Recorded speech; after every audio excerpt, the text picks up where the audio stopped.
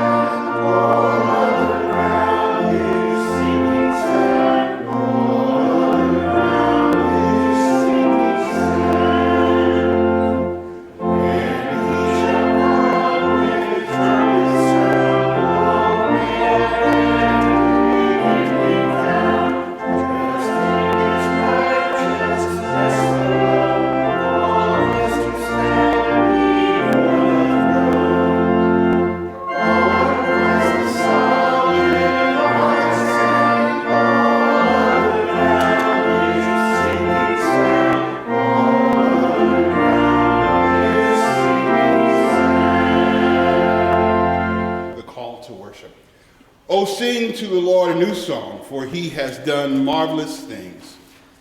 The Lord has made known his victory. He has revealed his vindication in the sight of the nations. He has remembered his steadfast love and faithfulness. Make a joyful noise to the Lord, all the earth. Break forth in joyous song and sing praises. Sing praises to the Lord with the harp and the sound of the melody, with the trumpets and the sound of the horn. Make a joyful noise before the King, the Lord. Let the sea roar and all that fills it, the world and those who live in it. Let the floods clap their hands. Let the hills sing together for joy at the presence of the Lord, for he is coming.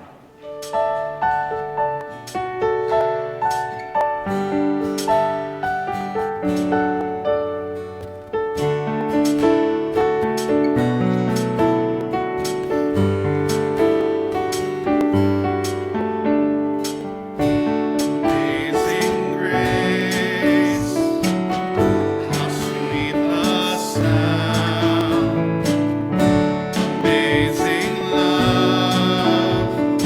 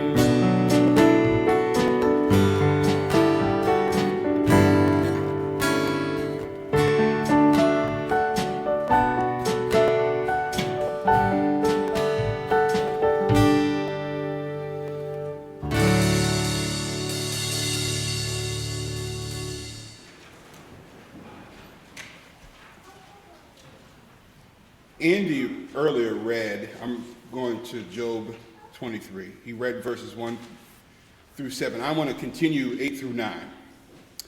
If I go forward, he is not there, or backward, I cannot perceive him. On the left he hides, and I cannot behold him. I turn to the right, but I cannot see him. But he knows the way that I take, and when he has tested me, I shall come out like gold. God, you have to help me now. Let this message penetrate in the hearts of your people and grow the roots. Verse 9. On the left side he hides, and I cannot behold him. On the left side he hides, and I cannot behold him. I want to speak from the thought, left side living. Left side living. And let me encourage your hearts this morning, if I can. We all are experiencing struggle on some level. Things are, in many ways, rapidly shifting in our lives on multiple fronts. Part of that, I believe, is that God is closing the door on one age and quickly propelling us into the next and moving us forward into this next, especially after COVID. COVID has really taught us a few things. And I believe that the church that is relevant for our times and is ready to make a difference in the lives of people, no matter where they are and where they find themselves on life's journey, is emerging. COVID in many ways has shown us that we are adaptable, personally, in business, and in the church. We have come to realize that we had to realign our priorities, and at least for me, because of that realignment of our priorities, I have little patience for hateful people. I have little patience for hateful people. And maybe you and I have grown weary with people who claim to know God, but nothing about their actions would suggest even a brief encounter with the Holy One. Amen. But I'm talking about the church who goes into the community to get folks to bring them to the table as illustrated in the Gospels, because in some ways we know what it means to be on the outside looking in. I'm talking about the church that not only prays and worships together, but will go to the mayor's office and legislature to advocate on behalf of the poor and underserved. With all of that being said, there are times in every person's life that it's hard to understand God's methods. Can I get an amen? All right. Just making sure you're awake. There are moments when discerning God's purpose is frustrating. I hope I'm talking to the right church. And oftentimes it happens, memories of yesteryear, and when things seem to be better and simpler emerge in that frustration. Sometimes we have these moments because we haven't been given all the information to grasp the fullness of the grand process or purpose. Y'all remember Abraham, God told him to start walking and then I'll show you the plan on the way. We don't like that, right? We want a little bit of the plan first. And sometimes we learn in retrospect rather than in the midst of struggle. I can look at my own life and see the hand of God has been on me my entire life. Let me tell you a story. My mother died in 1997, 1 week after my baby sister was born. My mother had lupus, which causes blood clots. The trauma of childbirth caused her blood pressure to rise, and one of the clots burst in her brain. She was 44. I was slated to start a new job at Vanguard a week later. That was pushed off to January. But during my training, I sat next to two women, Mary Ann and Leanne. I didn't realize that rhymed until just now, Mary Ann and Leanne. But these were two praying women who loved me, loved on me, held me in those dark times. God knew exactly what I needed and placed these two women in my life. We have been friends for over 20 years. And as a matter of fact, I had a wonderful dinner at the William Penn Inn last week with one of them. However, during those times, there were moments I felt alone. Darkness was my constant companion, I felt. Even Jesus cried, Eli, Eli, lama sabachthani, why have you forsaken me? I can only imagine what was going through Christ's mind on the cross. Jesus says, in essence, I don't understand why, but you're still my God. We have all been at that point where our faith is weighed down by serious struggle and left us wondering what in all that is holy is happening. Am I the only one that has happened to? It's not easy to remain calm in a crisis. It's not elementary to be faithful in stormy times. Normally, we see the working of God when we look back. In the church I grew up, there was an old song that used to say, when I look back over my life, I can truly say I have a testimony. But while we're in the midst of it, we are usually in search for God. Hear me, Wences. The search for God is a primary step into worship. Why is that, Rev? I'm glad you asked. Because we don't search for anything we don't value. The very fact we are searching for God indicates the divine has something vital to our existence. The very fact that we got up this morning, showered, put on clean underwear, at least I hope you did, and clothes, and came to church and saying, God, I need you. That is a form of worship. The Holy Writ instructs us to seek God, and when we seek God, we make a conscious decision. Some levels of blessing are never received unless they are diligently sought after. If it weren't true, the woman with the issue of blood in the Gospels would have never been healed. She made a conscious decision to seek the impossible that released the invisible power of God. The problem we have is that there are no manuals to instruct us step by step on the proper way to seek the Lord. Now, I know some of you all are thinking, well, isn't that what the Bible is for? I got news for you. The Bible doesn't read like a cookie recipe we Google. Let me see if I can make this clear.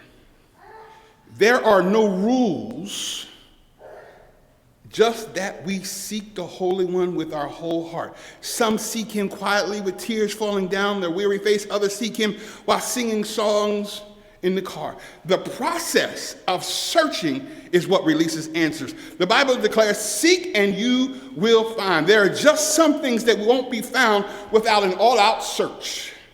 Listen to me very carefully. Seeking God takes focus. It can't be a side hustle, as the young people like to say. I'm looking out. I'm trying to find my young people. Okay, not everybody's down. Let me go down another street. Seeking God can't be like deciding if we are going to have coffee and dessert after the main course. Is that more your crowd? Right? It can't be like that. I might or might not have coffee or dessert, depending on how I feel. We have to be intentional and focused. Y'all still with me in here? It's like they say in the police vernacular, an APB, an all points bulletin. That's when the whole department is asked to search for the same thing. That means our search can't be distracted and half-hearted curiosity. There is a blessing for us, but it requires an APB, an all points bulletin, to bring it into existence. And I believe there are times when we grow weary of the same old churchified answers. Those critical times that arise in our lives require more than just good advice.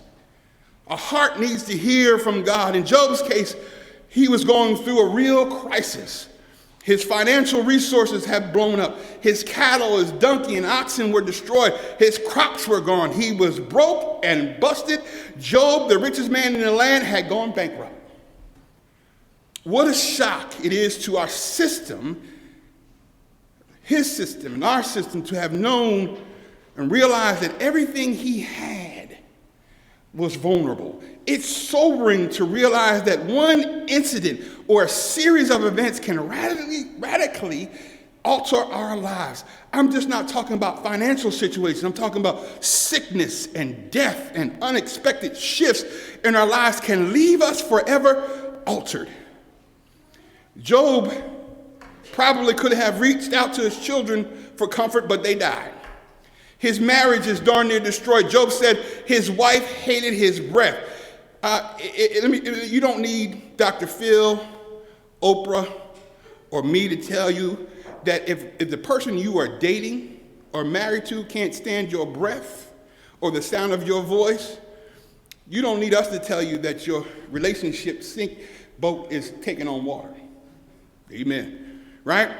Job became ill. Hey, you ever gone through a time in your life that you felt like, darn, what's next? Everything that could go wrong did go wrong. So what did you do? Did you use that moment to stew over the misfortune, or did you seek God? And when we get the answer right, we can be like Paul and Silas and turn jail into church. Look at this text again. I believe it's 8. It says, Job said, behold, I go forward, but he is not there. It's scary when you see no change coming in the future. Comfort comes when we know our present circumstance or situation will soon be over. But where is the comfort when it seems like the problem will never end? Job said, I see no help. I see no sign of God in the future. That hopelessness produces anxiety, and fear of the unknown begins to grip our hearts. Job went back and forth in his mind, looking for some shred, some fragment of hope to plug his leaking ship. Exhausted physically and mentally and emotionally, he sits down and he confesses, I go forward, but he's not there. I can't find him where I thought he would be. Have you ever told yourself, whatever I'm going through will soon be over? And the sun came out, then left just as quickly, and the same rains begin to pour in your life. It feels like somehow God missed a scheduled appointment with us. We thought an answer would have presented itself by now. A way out of the struggle would be clear by now. And we say, where is God? Remember this: God has a set time to bless us. Someone once said that the studying of the past prepares us for the future. But Job said, looking back, I could not perceive him. If you are like me, there are times when I've asked the question, why do I have all of these crazy folks in my life? Why is all this struggle happening? These are the moments when it feels like life's sole purpose is to produce chaos and anxiety. There are times, these are the times that try our hearts. Sometimes, hear me, Winston, sometimes more than change, we need answers.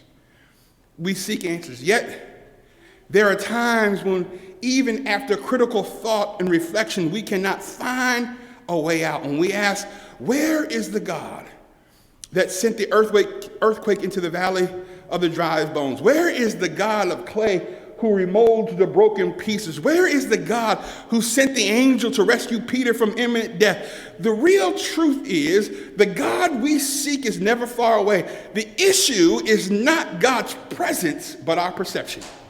Many times, relief doesn't need to make one move for God to deliver. Relief comes when our mind accepts God's timing and purpose. Think about this. How many people have died needlessly because they struggled in deep water and they finally drowned?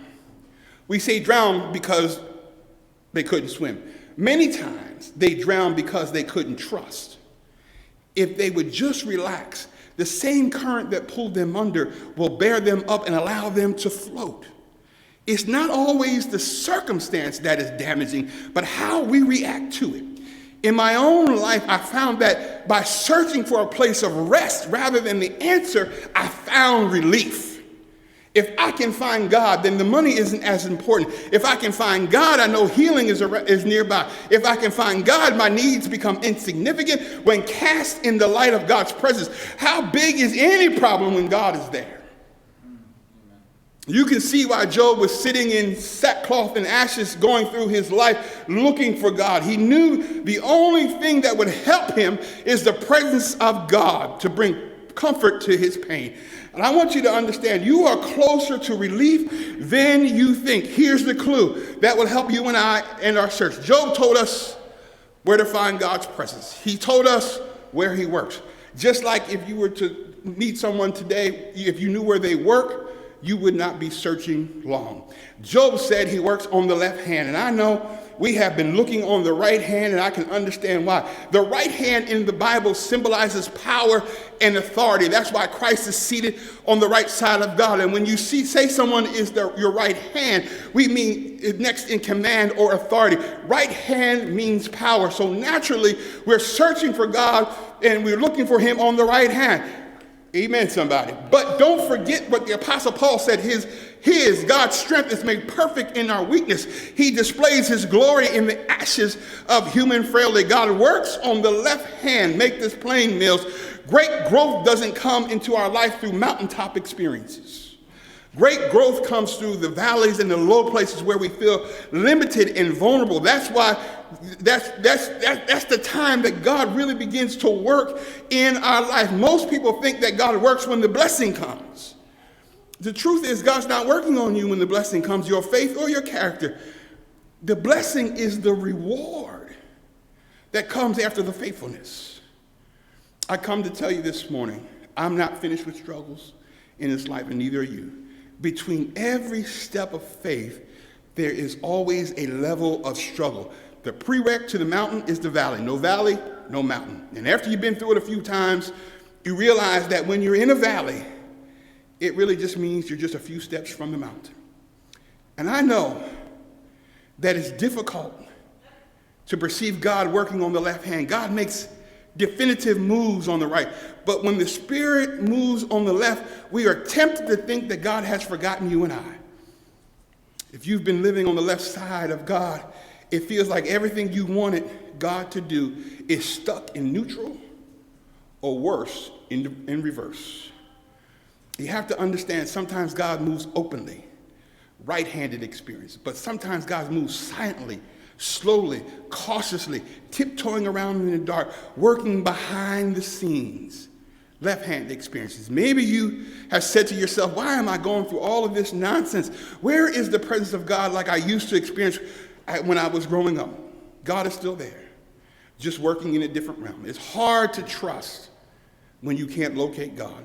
It seems everyone is passing us by, Wences, both personally and collectively, but we got to stop worrying because the Bible declares he who began a good work is faithful to complete it. And when the timing is right, God will reveal it. Job concluded that God knows the way that he takes. That means God has never taken his eye off of you or me. He knows where we are every second. He goes on to say, when he has tried me. Isn't it good to know that God is the one that's making sure the struggles of life are working for our good and not the powers in the world and those who care nothing about us? When the moment of struggle has passed, we will say, like Job, come on, Job, like Job, in verse 10, that we will come forth as pure gold, left side living. God bless you.